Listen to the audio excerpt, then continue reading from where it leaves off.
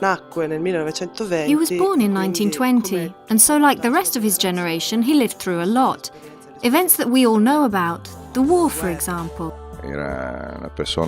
He was someone who, just because he wanted to see the world, enlisted voluntarily in the Navy during the war. Growing up in a very poor family, everything that he achieved he did by himself. Ivo Rambaldi became a businessman at the age of 14, with the plumber's business that he had with his brother, who decided to go to Africa to look for gold. And so he left him with 4 workers at 14 to run the business. He returned after 2 years, and the business already had 8 employees. Although he had only attended school to 5th grade, he spent his leisure time taking us on sightseeing trips to fortresses, castles and museums. When he said to me, "We're going," I never asked him where. I just got in the car and off we went.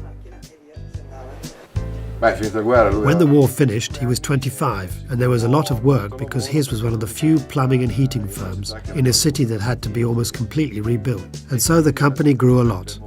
It soon had 50 employees, and it became one of the biggest in the whole region. But he didn't really like the work that he did. He was a really curious person and self-taught. He read continually and was very intelligent.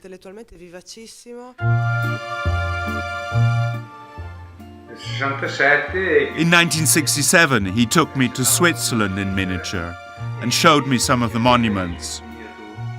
"So would you be able to make these monuments like this?" he asked me. I thought they were just offhand questions. No, you know how to make them. You know how. He asked my uncle, and my uncle said, "Find someone to give me a hand. Go on then, take my son." He did not hesitate to go ahead with a project that at the time was totally innovative and which other people didn't even understand. So that when he tried to explain his ideas, people looked at him as if he were mad. Even when his plan was discussed in the town hall, so that he could be granted a license, they couldn't understand what he wanted to do. He said to the local council, "Wait here, I'll be back in 10 minutes. He came to the park, got a miniature, one of the few miniatures that had already been made then, loaded onto the van. He went back to Piazza Cavour in Rimini, and from under the window of the town hall, shouted above to the town council, "Come down here." When they came down, he said, "Here, I want to make a place full of trees and these things here, miniatures of Italian monuments." Building these miniatures was a colossal task. It involved travelling all around Italy, from top to bottom, carrying a yardstick to actually measure the things he wanted to replicate.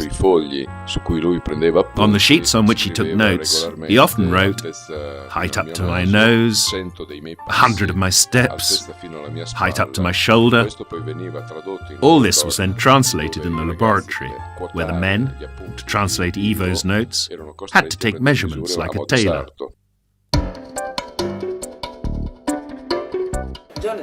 On the opening day, on the first train ride, it derailed. The train derailed, and thank goodness I was the only one to get hurt. I had a nasty fracture of my right arm and wrist.